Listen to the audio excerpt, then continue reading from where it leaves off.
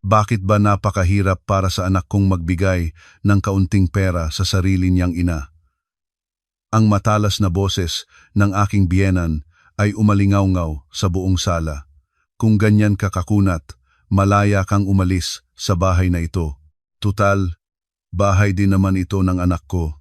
Mag-impake ka na at lumayas, at huwag na huwag mong pakikialaman ang sahod ng asawa mo. Nakatungo akong nakaupo sa sofa, walang lakas na sumagot. Ako, ang manugang, ay tinatanong kung bakit ipinagdadamot ko ang kaunting pera.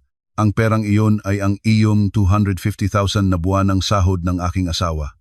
Inay, kailangan din po naming mabuhay, halos pabulong kong sabi. Hindi naman po sa ipinagkakait ko ang pagiging mabuting anak ni Miguel, pero humina nang humina ang boses ko. Sa tabi ko, nakayuko lang din ang asawa ko, si Miguel. Sa loob ng 13 taon ng aming pagsasama, ni minsan ay hindi niya ako kinampihan.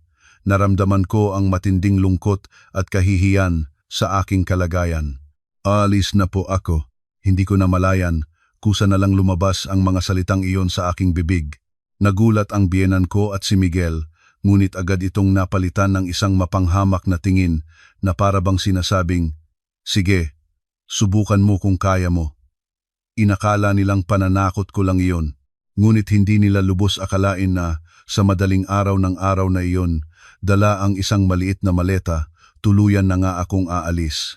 At lalong hindi nila inasahan na isa akong babaeng may lakas ng loob na sumakay sa isang barko patungong Batanes. Hayaan ninyong ikuwento ko ang nangyari. Ako si Josefa Reyes, 48 taong gulang. 16 na taon na akong nurse sa isang malaking ospital sa Quezon City. Ang kuwentong ito ay nangyari noong nakaraang Disyembre. Isang gabi na hanggang ngayon ay naninikip pa rin ang dibdib ko tuwing naaalala ko. Sa pagbabalik tanaw, hindi ko maintindihan kung paano ko natiis ang ganoong sitwasyon ng napakatagal. Disyembre 25 noon, araw ng sahod. 6:00 ng gabi umuwi ako galing ospital. Sumakay ako ng bus, gaya ng dati. Akala ko isa lang itong ordinaryong araw. Hindi ko alam na ito na pala ang magiging pinakamahalagang pagbabago sa buhay ko. Habang nasa elevator ng aming condominium at pinipindot ang buton para sa 13th floor, iniisip ko nang bayaran ang mga natambak na bill at mamalengke kinabukasan gamit ang sahod ko. Ito na ang routine ko sa loob ng 16 na taon. Ngunit pagbukas ko ng pinto ng aming unit, bumungad sa akin ang nagkalat na mga sobre sa sahig. Notice of disconnection mula sa Meralco, isa mula sa Maynilad, paalala mula sa admin ng kondo, at kahit sa internet provider. Pinulot ko ang mga ito isa-isa, nagtataka. "Miguel, andito na ko," sigaw ko mula sa may pinto. Narinig ko ang sagot niya mula sa sala. Naabutan ko siyang nanonood ng telebisyon, balita tungkol sa ekonomiya ang palabas. Nakakatawang isipin. "Ano to?" Inilapag ko ang mga sulat sa harapan niya. Yan ba? Baka medyo na-delay lang ang bayad." Sagot niya nang hindi man lang inaalis ang tingin sa TV. "Bukas, aayusin ko." "Na-delay? Paano nangyari yon? Araw ng sahod ngayon." Tanong ko ulit. Pero nakatitig pa rin siya sa telebisyon. Bigla akong kinabahan. Iniwan ko ang bag ko sa kwarto at uminom ng tubig sa kusina. Kinuha ko ang cellphone ko at binuksan ang banking app. Gusto kong tingnan ang laman ng account ko. Nang lumitaw ang numero sa screen, halos mapigil ko ang aking paghinga. 2,570, araw ng sahod, pero 2,000 lang ang natira. Ang sahod ko ay nasa 125,000. Pagkatapos ibawas ang mga bayarin sa credit card at iba pang naka-auto debit, dapat may natira pang hindi bababa sa 50,000 hanggang 90,000. Pero 2,000? Paano nangyari ito? Tiningnan ko ulit, baka nagkamali lang ako. Pero ganoon pa rin ang numero. 2,570. "Miguel, Miguel!" Bumalik ako sa sala, nanginginig ang boses. Bakit ba? Sa wakas ay hininaan niya ang volume ng TV. Bakit ganito na lang ang laman ng account ko? Araw ng sahod ngayon, pero 2,000 na lang ang natira. Talaga? Kakaiba yan, sabi niya sabay kuha ng sarili niyang cellphone. Tiningnan ko rin ang account niya at halos ganoon din ang sitwasyon. Mayroon siyang humigit kumulang 15,000. Nasaan ang sahod mo? Siguradong pumasok. Na yun ngayon. Kasi nag-atubili siya. Sa sandaling iyon, isang masamang hinala ang pumasok sa isip ko. Baka ipinadala na naman niya kay inay. Ipinadala mo na naman ba kay inay? Maingat kong tanong. Nangyari na kasi ito noong nakaraang buwan. Sinabi niyang kailangan ng biyenan ko ng pambayad sa ospital kaya halos buong sahod niya ay ipinadala niya. Kasi malaki ang gastos ni inay sa ospital ngayon. Pagkatapos ng operasyon niya sa tuhod, ang mahal pa ng mga gamot. Kaya ngayong buwan lang naman. Ngayong buwan lang, pag-uulit ko. Umiwas siya ng tingin. Naglakad ako papunta sa ref para maghanda sana ng hapunan. Pero lalo akong nanlumo sa nakita ko. Isang Tupperware ng kaning lamig, 3 itlog, kalahating karton ng gatas at ilang dahon ng lanta ng letsugas. Ito ba ang laman ng ref sa araw ng sahod? Naramdaman kong mayroong talagang malaking problema.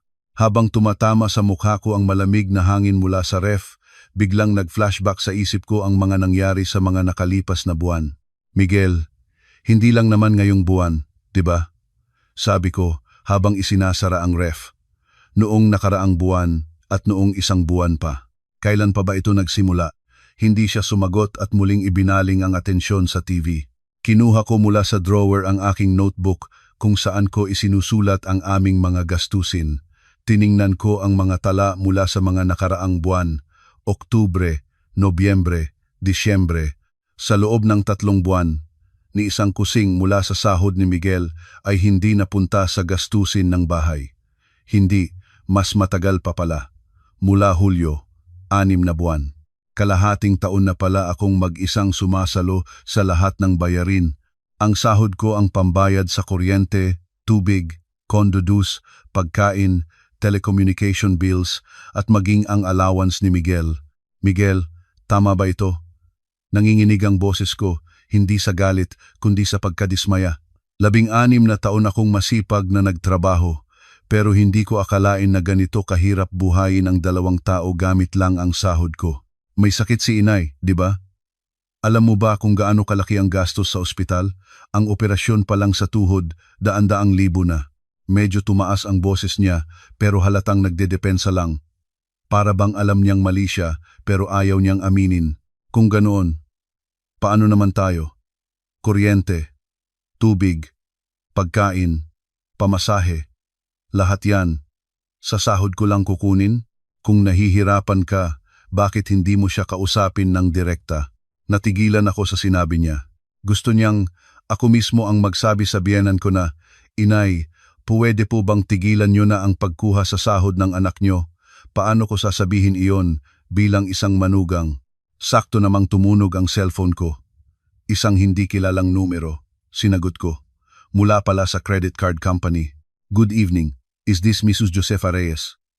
We're calling regarding your overdue balance for this month. Additional charges will be applied. So we advise you to settle it as soon as possible. Pagkababa ko ng telepono, napaupo na lang ako sa sofa. Muling binuksan ni Miguel ang TV at umalingaw-ngaw ang tawanan mula sa isang comedy show. Ang saya sa palabas ay kabaligtaran ng kalagayan namin, kaya lalo akong nalungkot. Sumilip ako sa bintana. May iilang bituin sa kalangitan ng Disyembre. Mula sa baba, naririnig ko ang tawanan ng isang pamilya. Marahil ay naghahanda para sa Pasko. May mga boses ng bata. Pero ang bahay namin, walang laman ang ref, nagtambakan ng mga bill at ang asawa ko tila walang pakialam. Ang matatag na buhay na pinaghirapan ko sa loob ng 16 na taon ay unti-unti nang gumuho. Nang gabing iyon, habang nakahiga at nakatitig sa kisame, hindi ako makatulog. Malakas na ang hilik ni Miguel. Hindi na pwedeng ganito, sabi ko sa sarili ko. Hindi ko pa alam ang eksaktong gagawin, pero kailangang may magbago. Ipinasya kong bukas ng umaga, kailangan kong makita ang detalye ng bank statement ni Miguel. Kailangan kong malaman kung kailan, magkano, at paano niya ipinapadala ang pera kay inay. Iyon lang ang paraan para maintindihan ko ang buong sitwasyon at makapag-isip ng susunod na hakbang. Kinaumagahan, Sabado. Hating gabi na natulog si Miguel kaya late na siyang magigising. Ako naman, 6:30 pa lang ay gising na at nagtimpla ng kape. Kailangan kong isagawa ang plano ko kagabi. Dahil sa pagiging abala sa ospital nitong mga nakaraang buwan, napabayaan ko na ang pag-asikaso sa budget. Tuwing sinasabi ni Miguel na kailangan niyang tulungan si inay sa gasto sa ospital, pumapayag na lang ako. Pero matapos makita ang mga disconnection notice kagabi, nalaman kong mas malala pala ang sitwasyon kaysa sa inaakala ko. Mga 9:00 nang lumabas si Miguel sa kwarto. Nakaupo na ako sa hapagkainan. At sa harap ko ay ang mga inayos kong dokumento. Ang aking notebook ng gastusin, mga credit card statement, at bank statement. Gising ka na pala. Gusto mo ng kape? Sige, salamat, sagot niya. Pagkatapos niyang gumamit ng banyo, umupo siya sa mesa. Habang inaabot ang kape, napansin niya ang mga papel at bahagyang sumimangot. Miguel, tulad ng napag-usapan natin kagabi, kailangan kong makita ang bank statement mo, mahinahon kong sabi. Bakit kailangan pa niyan? Nakita mo naman ang mga bill kagabi. Kailangan nating malaman kung ano na ba talaga ang sitwasyon natin. Bumuntong hininga siya at kinuha ang cellphone. Binuksan niya ang banking app at ipinakita sa akin. Umupo ako sa tabi niya at tiningnan ang screen. At doon, nakita ko ang katotohanang yumanig sa akin. Hulyo, 1001, withdrawal, recipient, Dolores Santos. Ang biyenan ko, Agosto, 1P5, 200,000 withdrawal, recipient, Dolores Santos. Setyembre 25, X 200,000 withdrawal, recipient, Dolores Santos. Buwan-buwan, sa eksaktong araw ng sahod, eksaktong S 200,000 diyan ang ipinapadala niya, 6 na beses. Ang sahod ni Miguel ay S 250,000. Pagkatapos ng tax, halos X 210,000 hanggang X 220,000 ang natitira. Ibig sabihin, sa loob ng 6 na buwan, halos buong sahod niya ay napupunta sa kanyang ina. Miguel, ano to? Tanong ko habang itinuturo ang screen, pambayad sa ospital ni inay. Sinabi ko na sa'yo, di ba? Buwan-buwan. 200,000? Sa loob ng 6 na buwan? Nagpa-opera siya, may physical therapy, tapos kailangan din ng tulong para sa araw-araw na gastusin. Paliwanag niya, pero halatang hindi sigurado. Kinuha ko ang cellphone ko at binuksan ang calculator. AK A 200,000 ba sa 6 na buwan, AX 1,200,000, 1,200,000 piso. Miguel, sabi ko habang ipinapakita ang resulta. Alam mo ba kung gaano kalaking pera yan? Halos presyo na yan ng bagong kotse. Hindi siya umimik. Binuksan ko ang aking notebook at ipinakita sa kanya ang aming mga gastusin sa nakalipas na 6 na buwan. Sa panahong iyon, ako ang nagbayad ng kuryente, tubig, condo dues, pagkain, pamasahe, communication bills, at maging ang allowance niya. Galing lahat iyon sa credit card ko. Ipinakita ko sa kanya ang statement, isa-isa. Ang mga pinamili sa grocery, mga automatikong bayarin. Buwan-buwan, umaabot ito ng EN 90,000 hanggang EN 110,000. So, habang ako ang sumasalo sa lahat ng gastusin natin, halos buong sahod mo ay napupunta kay inay. Tama ba? Kung iisipin mo, ganoon na nga. Totoo naman, di ba? Kumikita ka ng galayang 250,000 pero ilang libo lang ang naiiwan para sa bahay habang ako sa sahod kong galayang 225,000 binubuhay ko tayong dalawa. May bahid na ng inis ang boses ko. Ang taunang sahod ni Miguel ay mahigit 3 milyon pero ang pumapasok lang sa budget ng pamilya namin ay ang 1.5 milyon kong sahod. Sakto namang tumunog ang cellphone niya. Tumatawag ang biyenan ko. Sinagot niya ito at lumabas para mag-usap sa hallway. Hindi ko marinig ng malinaw pero narinig ko ang mga salitang, "Opo, inay. Sige po. Naiintindihan ko po." Pagbalik niya pagkatapos ng 10 minuto, Mas lalo siyang mukhang problemado. Anong sabi ni inay? Tanong ko. Nag-aalangan siyang sumagot. Kailangan daw niya ng isa pang series of tests, MRI. Tapos tumaas na naman daw ang presyo ng gamot niya. Ibig sabihin, kailangan na naman niya ng pera? Mga gaw, 70,000 pa daw sana ngayong buwan. Hindi ko na kinaya. Tumayo ako at naglakad papunta sa bintana. Mula sa 13th floor, tanaw ko ang buong subdivision. Dahil Sabado ng umaga, maraming bata ang naglalaro sa park at ang mga magulang nila ay nagkukuwentuhan sa mga bench. Miguel, magsasabi na ako sa iyo ng totoo, sabi ko habang nakatingin sa labas. Pagod na ako. Sa sahod ko, hirap na tayong dalawa na mabuhay. Hindi ko na kayang suportahan pa pati si inay. Pero hindi naman natin pwedeng pabayaan si inay. Hindi ko sinasabing pabayaan natin siya. Ang sinasabi ko, dapat may limitasyon. Hindi pwedeng isakripisyo natin ang sarili nating buhay para sa kanya. Bumalik ako sa mesa at umupo kaharap niya. Miguel, hindi tayo hiwalay. Mag-asawa tayo. Pero ano ang sitwasyon natin ngayon? Ikaw, nagpapakabuting anak ka kay inay, habang ako, mag-isang nagtataguyod sa pamilya natin. Normal ba tong pagsasama na to? Yumuko siya. Pero, hindi dahil sa pagsisisi, kundi dahil sa inis. Sige, anong gusto mong gawin ko? Hayaan ko na lang ang nanay kong may sakit? Sino bang nagsabing hayaan mo siya? Ang sabi ko, maging makatwiran tayo. Hindi buong sahod mo, kundi bahagi lang. Yung kaya ng budget natin, mga i-1 milyong libong o sinanda. Madali sa iyong sabihing bahagi lang. Alam mo ba kung gaano kalaki ang gastos sa ospital ngayon? Habang nagsasalita siya, may naramdaman akong kakaiba. Nagtatrabaho ako sa ospital. May ideya ako kung magkano ang operasyon sa tuhod o physical therapy. Hindi aabot ng awen 200,000 buwan-buwan. Kahit ang kabuuang halaga ng operasyon ay hindi ganoon kalaki. Miguel, saan ba eksaktong ospital nagpapagamot si inay? Ha? Bakit? Nagtataka lang ako kung bakit ganoon kalaki ang gastos. Dahil nasa medical field din ako, baka matulungan kitang tingnan kung may mga discount o kung covered ba ng PhilHealth ang mga treatment niya. Nag-alinlangan siya. Doon ko naramdaman na may itinatago siya. Diyan lang sa malapit na ospital. Hindi mo na kailangang alamin pa. Sakto namang may pumasok na message sa cellphone niya. Umilaw ang screen at nakita ko ang isang bahagi ng mensahe galing kay inay. Ang nakasulat, samahan mo akong mag-mall sa weekend. Isang taong tumatanggap ng alambiyong 200,000 buwan-buwan para sa gastos sa ospital ay nagyayayang mag-mall? At sa ilalim noon, may mga nauna pang mensahe. Gusto kong magpaspa, nagpabook na ako sa salon. Doon ko naintindihan ang lahat. Hindi ito pampagamot. Isa itong malaking allowance.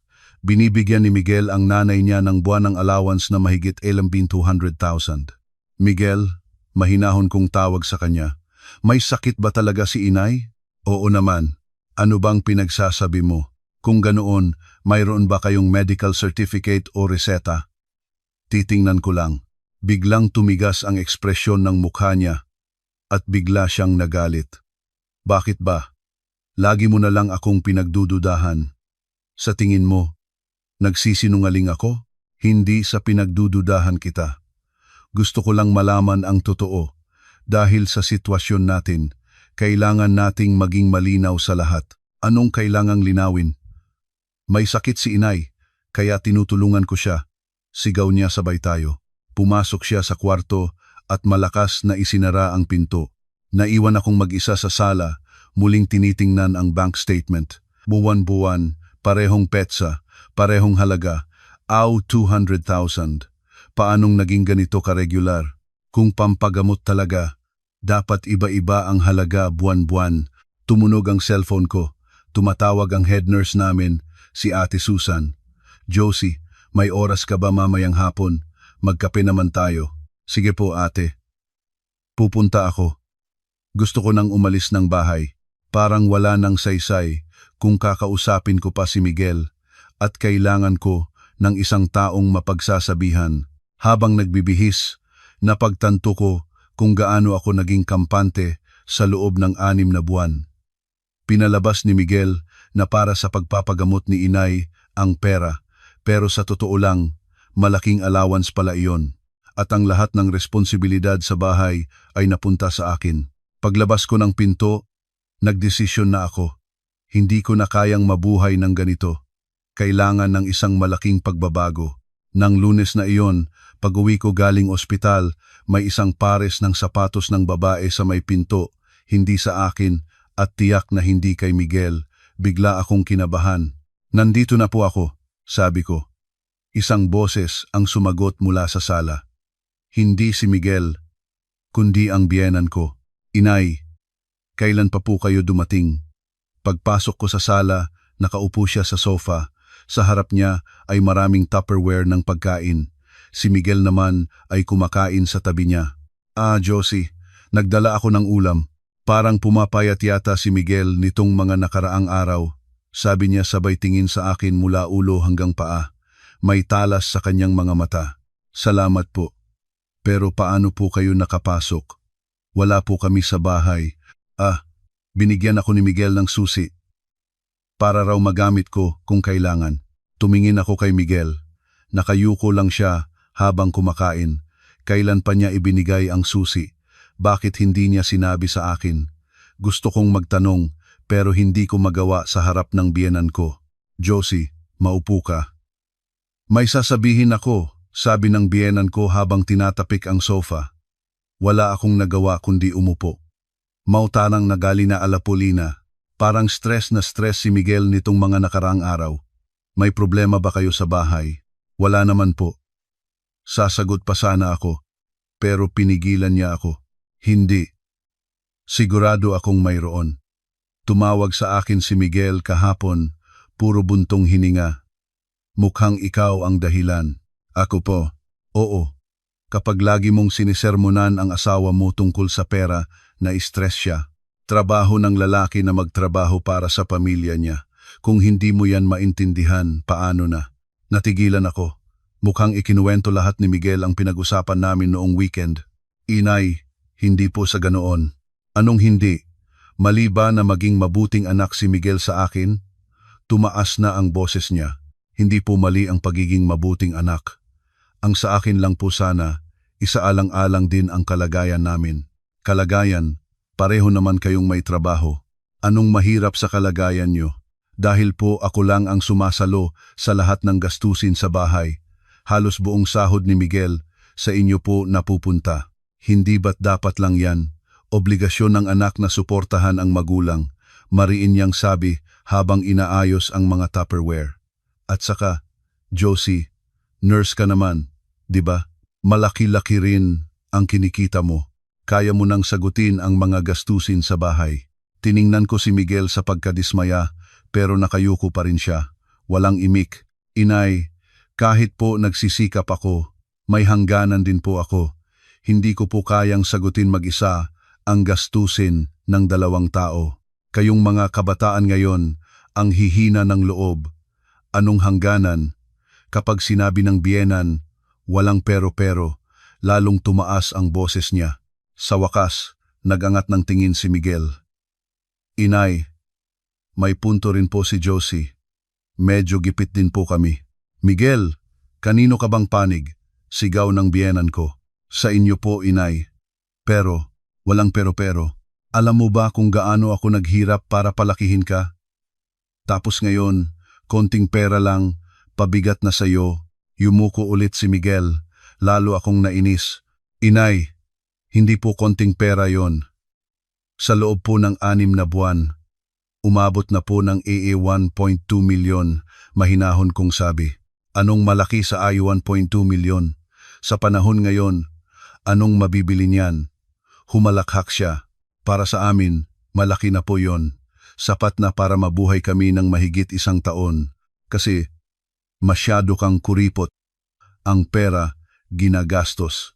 Kung lagi mo lang iipunin, magiging malungkot ang buhay mo. Kinuha niya ang cellphone niya at may ipinakita. Tingnan mo, Ito yung binili ko sa mall kahapon. Umorder na rin ako ng massage chair. Sa screen, nakita ko ang isang mamahaling designer bag at mga makeup. Ang bag pa lang ay mahigit ay 70,000 na. Hindi ba pwedeng bumili ng ganito gamit ang pera mula sa anak ko? Natutuwa si Miguel kapag nakikita niyang gumagamit ako ng magagandang bagay. Doon ko na naintindihan ang lahat. Ginagastos ng biyenan ko ang sahod ng anak niya sa luho at para sa kanya, karapatan niya iyon. Inay, pero kami po, hirap na talaga. Pati mga bill, hindi na nababayaran. Kung ganoon, magtrabaho ka pa ng mas maigi. Mag-overtime ka, kumuha ka ng sideline. Ginagawa ko na po ang lahat. Ginagawa mo ang lahat pero hinahadlangan mo ang pagiging mabuting anak ng asawa mo? Sa sinabi niyang iyon, hindi ko na napigilan ang sarili ko. Tumayo ako. Inay, pasensya na po, pero kailangan din naming mabuhay. Hindi pwedeng laging ibigay na lang. Ano? Sinong nagsabing hindi mo ibibigay? Manugang ka lang. Tumayo rin siya at sumigaw. Kung ayaw mo, lumayas ka sa bahay na to. Huwag mong pakialaman ang pera ng anak ko. Sa narinig ko, sumuko na ako. Sige po, aalis na po ako. Sa sagot kong iyon, biglang tumahimik ang buong sala. Nakatingin lang sa akin ang biyenan ko at si Miguel, walang masabi. Teka, Josie, magsasalita pa sana si Miguel pero pumasok na ako sa kwarto at isinara ang pinto. Habang nakahiga at nakatitig sa kisame, tumulo ang luha ko. Sa loob ng 13 taon, ngayon ko lang naramdaman na hindi ko pala ito tahanan. Ang biyenan ko, anumang oras ay pwedeng pumasok. Ang asawa ko, kailanman ay hindi ako kinampihan. At ako, tagabigay lang pala ng pera. Makalipas ang 1 oras, nang makaalis na ang biyenan ko, pumasok si Miguel sa kwarto. Josie, huwag mo nang masyadong seryosohin ang sinabi ni inay. Galit lang yon. Para sa'yo. Anong tingin mo? Saan? Sa sinabi ni inay. Na, palayasin ako. Sa bahay na to. Galit lang nga siya kaya nasabi yon. Kahit galit siya, masakit pa rin. Pero ikaw, si inay pa rin ang kinampihan mo, hindi siya makasagot. Sakto namang may pumasok na message sa cellphone ko mula sa ospital. Isang anunsyo para sa mga medical personnel na kailangan para sa isang panandaliang assignment. Hinahanap nila ay isang nurse na handang magtrabaho sa Batanes. Sa sandaling iyon, nagdesisyon ako. Aalis talaga ako sa bahay na ito. Hindi ko alam kung ano ang mayroon sa Batanes, pero sigurado akong mas magiging maayos ako doon kaysa dito. Miguel, baka umalis na talaga ako. Mahinahon kong sabi. Aalis? Saan ka pupunta? Hindi ko pa alam. Pero sigurado akong hindi ko na kayang manatili dito. Walang imik siyang lumabas ng kwarto. Narinig ko na lang ang tunog ng telebisyon mula sa sala. Tiningnan kong muli ang anunsyo. Maganda ang sahod at may libreng tirahan. Higit sa lahat, gusto ko ang ideya na ito ay isang malayong isla. Balak ko sanang mag-apply agad, pero nagpasya akong pag-isipan muna ito kahit 1 araw pa. Ngunit sa puso ko, buo na ang desisyon ko. Hindi na ako pwedeng manatili sa ganitong sitwasyon. Kinagabihan, hindi ako makatulog. 3:00 na ng madaling araw. Sa tabi ko, malakas ang hilik ni Miguel. Habang nakatitig sa kisame, paulit-ulit na umalingaw-ngaw sa isip ko ang sinabi ng biyenan ko. Lumayas ka sa bahay na to. Sa simula, galit ang naramdaman ko. Ngayon, para itong naging isang malinaw na solusyon. Tama, aalis na lang ako. Sa loob ng 13 taon ng aming pagsasama, ni minsan ay hindi ako umalis ng mag-isa. Palagi akong sumusunod sa schedule ni Miguel, sa mga plano ng kanyang pamilya at sa duty ko sa ospital. Ngayon, gusto ko nang pumunta sa isang lugar na ako mismo ang pumili. 4:00 ng madaling araw, dahan-dahan akong bumangon. Maingat akong naglakad papunta sa aparador para hindi magising si Miguel. Kinuha ko ang maliit na maletang ginagamit ko sa mga out-of-town seminar at nagsimulang mag-impake. Ilang pares ng uniform, damit pambalay, underwear at toiletries. Ayaw kong magdala ng marami. Habang nag-aayos ng damit, Napansin kong iilan lang pala ang damit na talagang gusto ko. Karamihan ay praktikal na damit trabaho. Matagal na akong hindi bumibili ng magagandang bestida o alahas. Kailangan kasing ipunin ng pera para sa gastusin sa bahay. Mula sa tokador, kinuha ko ang aking mga bankbook, ATM card at ID. Mayroon din akong isang personal savings account. Isinama ko na rin iyon. Ang wedding ring namin, nag-alinlangan ako saglit. Pero isinuot ko pa rin. Hindi pa naman tapos ang lahat. Nang matapos akong mag-impake, nagulat ako sa gaan ng maleta. Ang 13 taon ng pagsasama namin ay nagkasya sa isang maliit na maleta. Mapait. Pumunta ako sa kusina at inayos sa mesa ang mga dokumento. Ang aking notebook ng gastusin, mga credit card statement at ang listahan ng lahat ng bayarin na ako lang ang sumalo sa loob ng 6 na buwan. Kuryente, tubig, condo dues, pagkain, telecommunication bills at kahit ang allowance ni Miguel. Sa ibabaw ipinatong ko ang isang sulat na isinulat ko buong gabi. Miguel, kailangan ko muna ng panahon para sa sarili ko, kaya aalis muna ako. Kung titingnan mo ang mga dokumentong ito, malalaman mo kung ano ang naging sitwasyon ng pamilya natin sa nakalipas na 6 na buwan. Mula ngayon, ikaw na ang bahala. Sinabi ng nanay mo na umalis ako, kaya sinusunod ko lang siya. Hindi muna ako makikipag-ugnayan sa ngayon. Tumulo ang luha ko habang isinusulat ito. Hindi ko inakalang dito hahantong ang lahat, pero hindi ko na rin kaya. Binuksan ko ang ref. Ganoon pa rin.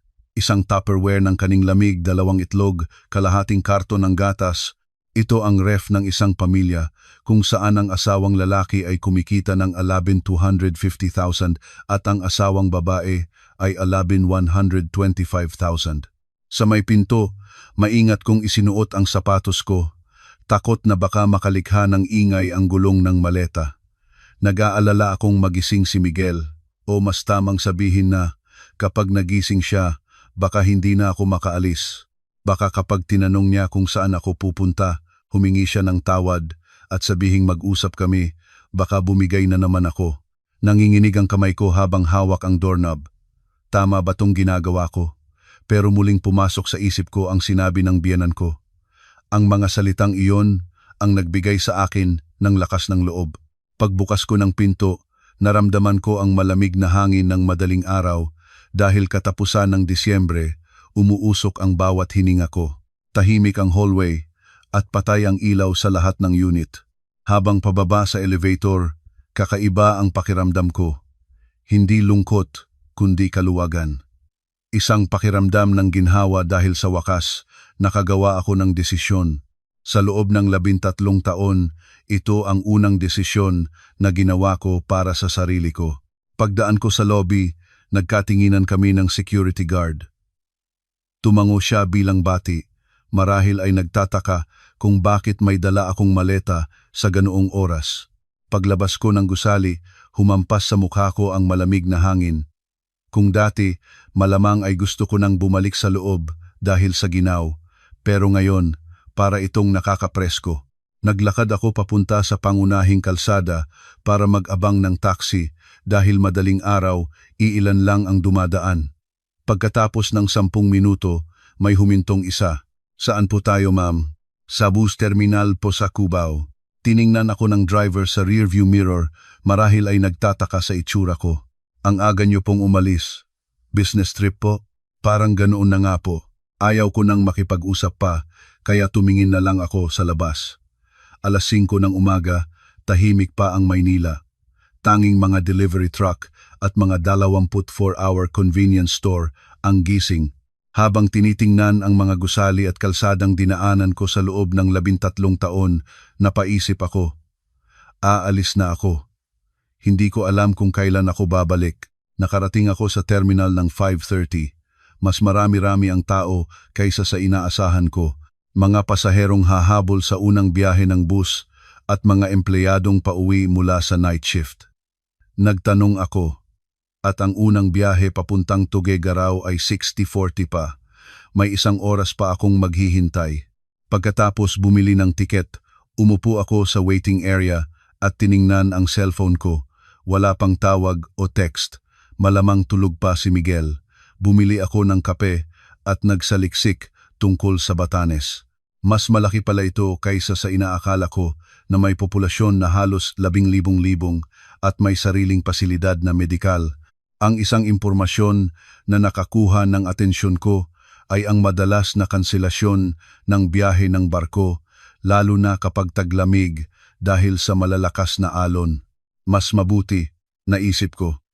Kung hindi ako makontak, mas maganda. Pagsakay ko sa bus, doon ko naramdaman na totoo na ang pag-alis ko. Habang pinagmamasdan ang mga tanawing nadadaanan, binalikan ko ang nakalipas na 13 taon. Masaya kami noong simula. Mabait si Miguel at maayos ang pakikitungo ko sa biyenan ko. Pero unti-unting nagbago ang lahat. Naging obligasyon ko na ang kumita at dumami ng dumami ang mga hinihiling ng biyenan ko.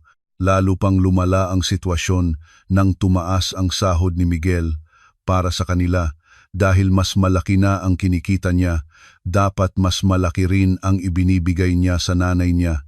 Ako, walang pagbabago sa sitwasyon, pero ang allowance ng biyenan ko, palaki ng palaki. Nang makarating kami sa Tugigaraw, tanghali na. Mula doon, kailangan ko pang sumakay ng isa pang bus papuntang Santa Ana, Cagayan, kung saan naroon ang daungan ng barko papuntang Batanes. Nagsimula nang magpakita ang dagat at medyo gumaan ang pakiramdam ko sa loob ng bus. Muli kong binasa ang email tungkol sa assignment sa Batanes. Nagpadala ako ng aplikasyon kagabi pero wala pang sagot. Dahil kailangan nila ng tao, umaasa akong makakatanggap ako ng tawag. Sa daungan, maraming tao. May mga turista at may mga residente na maraming dalang kargamento. Nang bumibili ako ng tiket, sinabi sa akin ng staff na may halong pag-aalala, "Ma'am, may biyahe po mamayang 2:00 pero baka makansela po ang biyahe pabalik sa mga susunod na araw dahil sa malakas na alon. Okay lang po ba sa inyo?" "Oo, okay lang. Mas mabuti nga," naisip ko. Pagkatapos bumili ng tiket, habang naghihintay, nagsimulang tumunog ang cellphone ko. Tumatawag si Miguel. Malamang nalaman na niyang wala ako. Hindi ko sinagot. Sunod-sunod na text ang pumasok. "Josie, nasaan ka?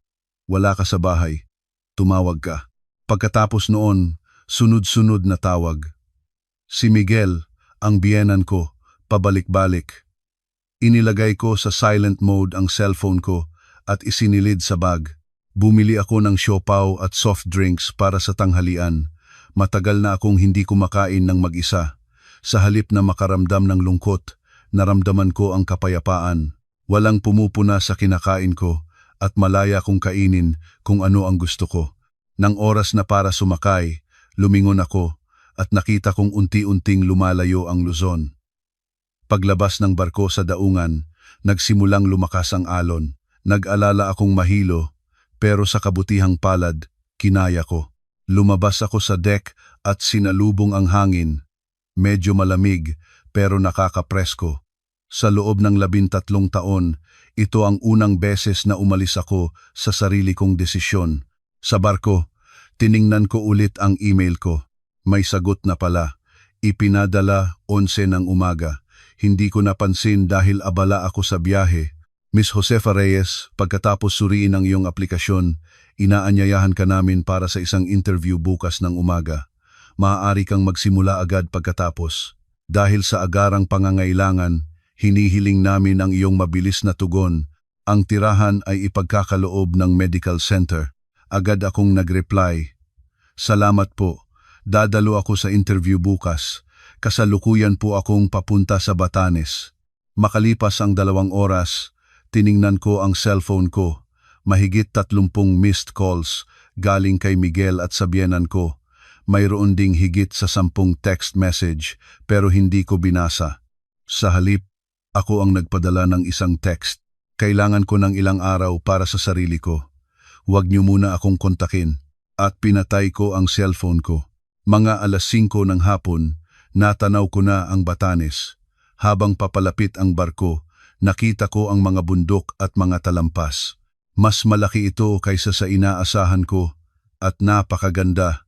Napapalibutan ito ng mga batong talampas at sa pagitan nito ay may mga bahay. Pagdating ko sa Basco, ibang-iba ang hangin. Malakas ang amoy ng dagat at malakas ang hangin. Pero lahat ng iyon ay bago sa pakiramdam ko. Malayong malayo sa mausok na hangin ng Maynila. Mula sa daungan, kailangan kong hanapin ang titirhan ko. Pagbukas ko ng cellphone, may isa pang email mula sa medical center.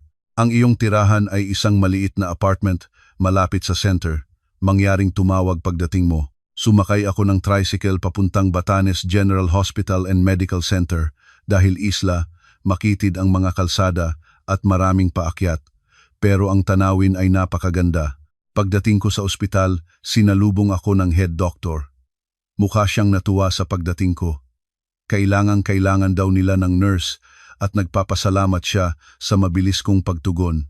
Ang tinutuluyan ko ay isang maliit na apartment, 5 minutong lakad mula sa ospital. May mga simpleng gamit na at malinis. Higit sa lahat, ito ang sarili kong espasyo. Nang gabing iyon, habang natutulog sa maliit na apartment sa Batanes, naisip ko, ito ang unang pagkakataon na mabubuhay ako ayon sa gusto ko. Hindi ko alam kung ano ang naghihintay sa akin, pero naniniwala akong mas magiging mabuti ito kaysa sa dati. Sa labas ng bintana, naririnig ko ang tunog ng alon. Iyon ang huli kong narinig, bago ako nakatulog ng mahimbing. Kinabukasan, 6:00 ako nagising. Pagbukas ko ng bintana, tanaw ko agad ang dagat, isang tanawing hindi ko makikita sa Maynila. Ang tunog ng alon ay natural na musika sa aking pandinig at napakalinis ng hangin.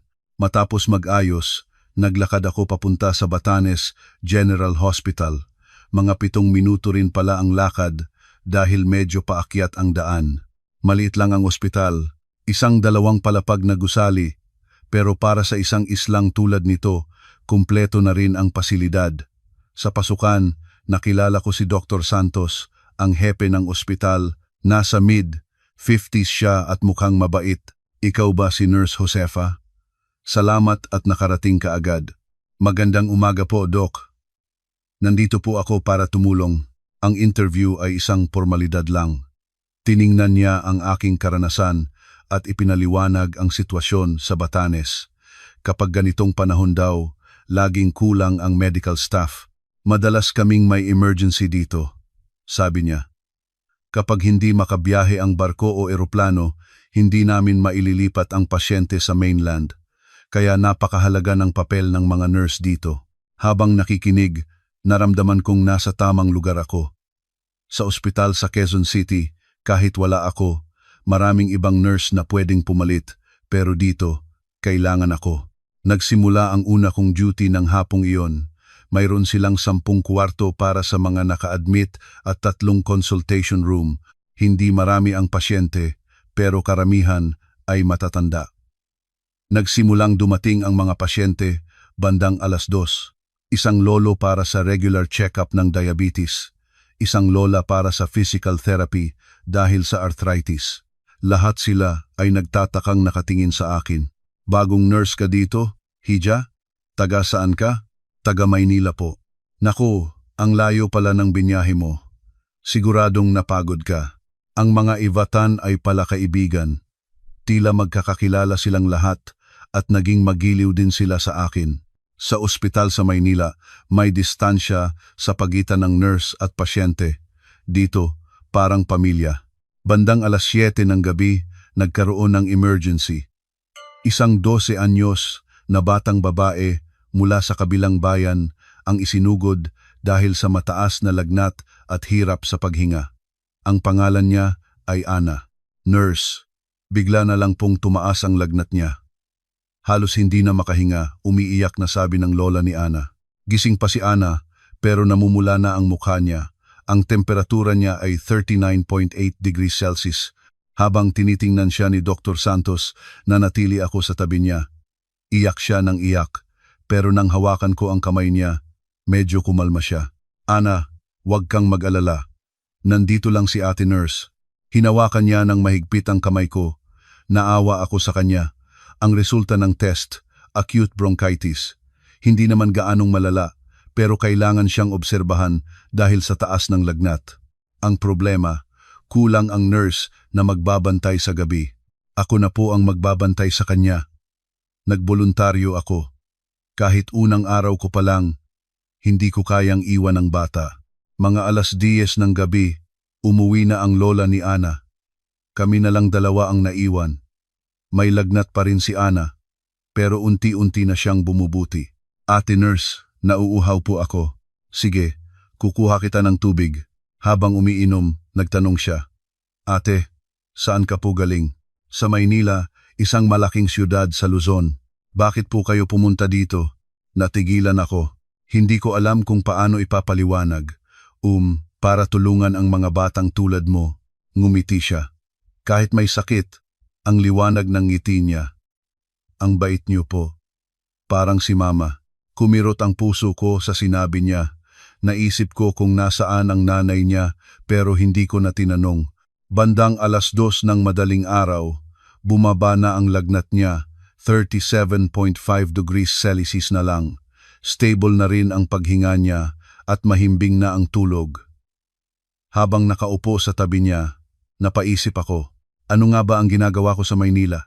Inaalagaan si Miguel, tinitiis ang biyenan ko, gumagawa ng gawaing bahay. Kailan ko huling ginawa ang isang bagay na gusto ko talaga at nagbibigay sa akin ng kasiyahan? Naisip ko, kung bakit nga ba ako naging nurse. Noong 23 anyos ako at bagong graduate, gusto ko talagang tumulong sa mga tao. Masaya ako kapag nag-aalaga ng may sakit. Pero sa paglipas ng panahon, naging trabaho na lang ito para kumita ng pera. 5:00 ng umaga, nagising si Ana. Halos wala na siyang lagnat at bumalik na ang kulay sa mukha niya. Ate, dito ka po buong gabi? Oo. Kasi may sakit ka. Salamat po. Ganito rin po si Mama. Ganoon din po kayo. Naluha ako sa sinabi niya. Ngayon ko lang ulit naramdaman ang ganitong klasing saya sa pag-aalaga. 7:00, dumating ang lola niya. Tuwang-tuwa siya nang makitang magaling na si Ana. Salamat sa iyo, nurse. Kung hindi dahil sa iyo, hindi agad gagaling ang apo ko. Trabaho ko po yun. Bago sila umalis, lumapit si Ana sa akin. Ate, babalik ka po bukas? Oo, babalik ako.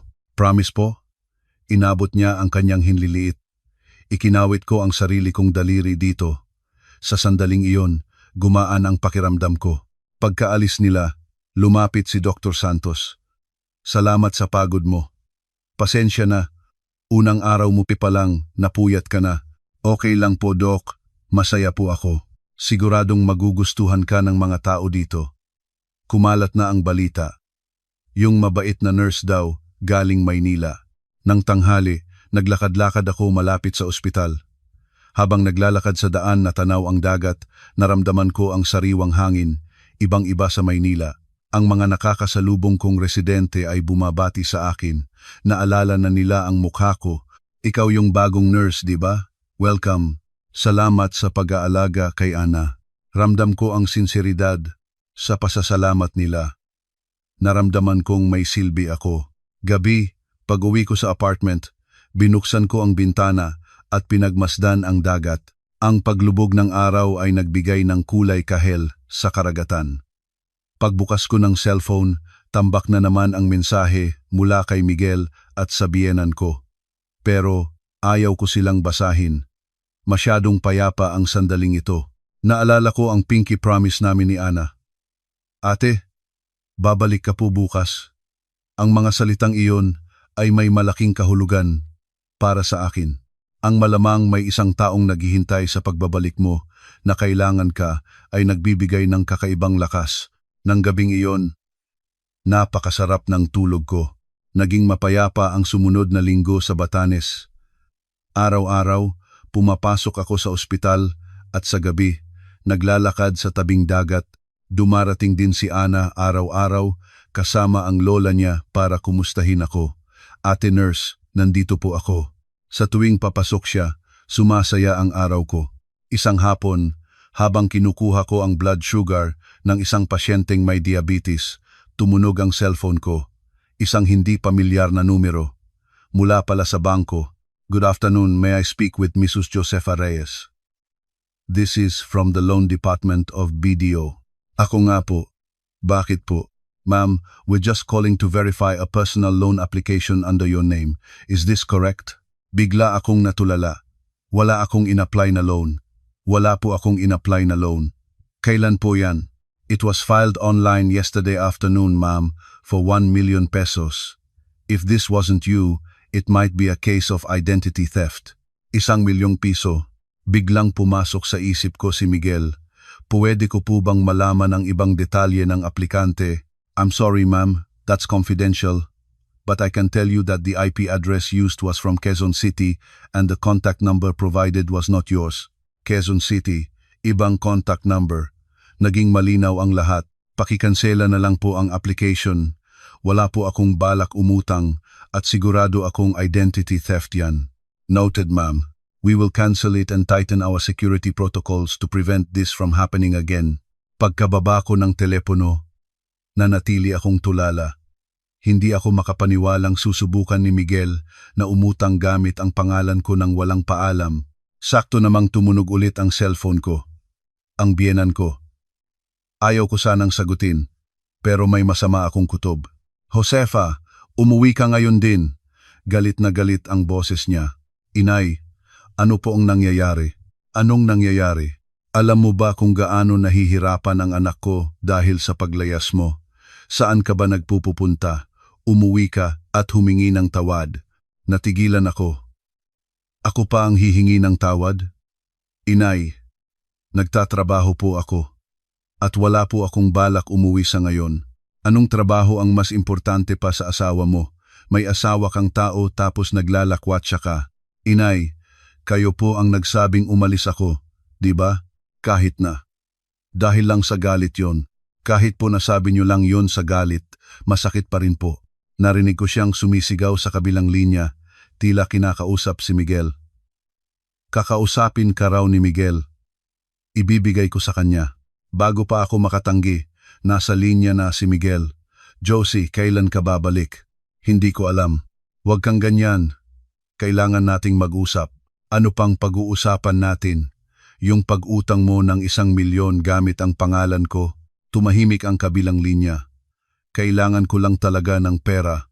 Kailangan daw ni inay ng karagdagang pambayad sa operasyon niya. Operasyon? Magpapa-opera na naman si inay? Hindi. Kasi, hindi niya masabi ng diretso. Alam ko nang nagsisinungaling siya. Miguel, magsabi ka ng totoo. Para saan ba talaga yun? Hindi siya sumagot. So hindi nga pampagamot. Para saan? Kasi, kailangan daw dagdagan ang deposit para sa apartment na tinitirhan niya.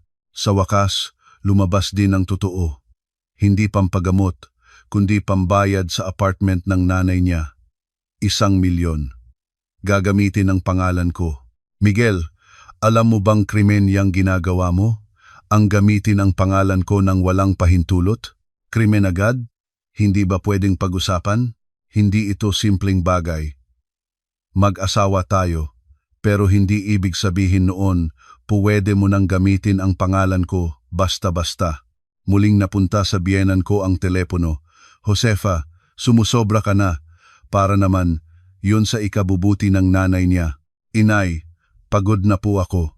Hindi ko na po kaya. Hindi mo na kaya. So, makikipaghiwalay ka na. Nang marinig ko ang salitang hiwalay, gumaan ang pakiramdam ko. Oo, iyon na nga siguro ang sagot. Opo, baka nga po. Ano? Seryoso ka? Pag-iisipan ko po. Ibinaba ko ang telepono. Nanginginig ang kamay ko. Sa loob ng 13 taon, ngayon ko lang nabanggit ang salitang iyon. Umupo ako sa staff lounge para pakalmahin ang sarili ko. Pagnanakaw ng pagkakakilanlan, pagsisinungaling at ni isang salita ng paghingi ng tawad, hindi ko na kayang makasama ang ganitong tao. Pumasok si Dr. Santos. Nurse Josie, may problema ba? Mukha kang balisa. Ikinuwento ko ng bahagya ang sitwasyon. Kung ganoon, kailangan mo munang umuwi sa mainland. Hindi po, Doc. Dito ko po gustong manatili, pero kailangan mong ayusin yan para makapagtrabaho ka dito ng payapa. Tama si Dr. Santos. Kung hindi ko ito aayusin, patuloy lang nila akong guguluhin. Nang gabing iyon, Binuksan ko ang laptop ko at inayos ang lahat ng ebidensya, ang bank statement ni Miguel, ang credit card statements ko, ang notebook ng gastusin at ang tungkol sa tangkang pag-utang. Naghanap ako ng abogado sa internet, isang espesyalista sa family law sa Maynila. Nagpadala ako ng email at ikinuwento ang lahat. Kinabukasan, sumagot ang abogado. Sabi niya, sapat na sapat ang mga ebidensya ko para magsampa ng kaso, lalo na ang tangkang pag-utang na isang seryosong usapin. Kinausap ko si Dr. Santos. Doc, kailangan ko pong umuwi sa mainland sa loob ng ilang araw. Sige lang, ayusin mo ang schedule mo. Pagkatapos, puwede pa ba akong bumalik dito? Ngumiti siya. Oo naman. Kailangan ka namin dito. Manatili ka hanggat gusto mo. Gumaan ang pakiramdam ko. Malaking bagay na mayroon akong babalikan. Gabi, dumating si Ana. Ate, bakit po parang malungkot ka? Ang bilis talagang makaramdam ng mga bata. Kasi aalis muna si ate ng ilang araw. Saan po kayo pupunta? Sa Maynila ulit? Hindi. Mas malayo pa. Pupunta ako sa isang lugar kung saan maraming batang may sakit na kailangan ng tulong. Nalungkot siya. Kailan po kayo babalik? Mga 2 taon. Naluluha siya pero ngumiti rin. Ang bait niyo po talaga. Tulungan niyo po ang maraming bata. Naantig ako sa pagintindi niya. Bago ako umalis, binigyan ako ni Ana ng isang maliit na regalo. Isang kuwintas na gawa sa mga kabibe na pinulot niya sa dagat. Ate, dalhin niyo po ito. Para kapag na-miss niyo ako, hahawakan niyo lang. Salamat, Ana. Isinuot ko ito. Ang ganda. Para bang dala-dala ko ang amoy ng dagat ng Batanes. Sa araw ng aking pag-alis, maraming naghatid sa akin sa daungan. Si Dr. Santos, ang mga staff, at ang mga pasyenteng inalagaan ko. Mag-iingat ka. Bumalik ka agad. Habang paakyat ng barko, naramdaman ko ang kanilang suporta. Unti-unting lumayo ang Batanes. Ang islang nagpabago sa buhay ko. Sa airport sa Maynila, nakilala ko ang team mula sa isang international NGO. Lahat sila ay mga bihasang medical professional. Sabi ng team leader, si Miss Cruz, Nurse Josie, sabay tayong gumawa ng mabuti. Opo, gagawin ko po ang lahat. Bago sumakay ng eroplano, mahigpit kong hinawakan ang kuwintas na bigay ni Ana. Tumingala ako sa langit. Sa edad na 41 nagsisimula pa lang ang buhay ko. Maaaring sabihin ng iba na huli na, pero para sa akin, hindi. Sa Batanes, muli kong natagpuan ang sarili ko. At ngayon, pupunta ako sa mas malawak na mundo para gawin ang isang bagay na may kabuluhan. Habang tinitingnan ang mga ulap mula sa bintana ng eroplano, naisip ko, ang buhay ay hindi natatapos hanggat hindi ka sumusuko. Anumang edad, anumang sitwasyon, laging posibleng magsimula muli. Mula ngayon, mabubuhay ako para sa sarili ko. Hindi para sa inaasahan ng iba, kundi para sa kung ano ang sinasabi ng puso ko. Habang lumilipad palayo ang eroplano, hindi ako natakot. Alam kong isang bagong mundo ang naghihintay sa akin.